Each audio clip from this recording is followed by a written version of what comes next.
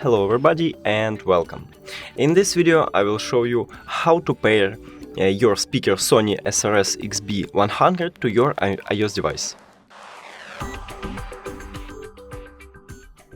You have to start by open settings, go to Bluetooth.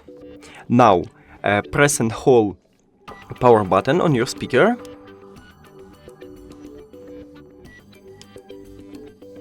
Now we can hear a sound that it means that pairing is starting.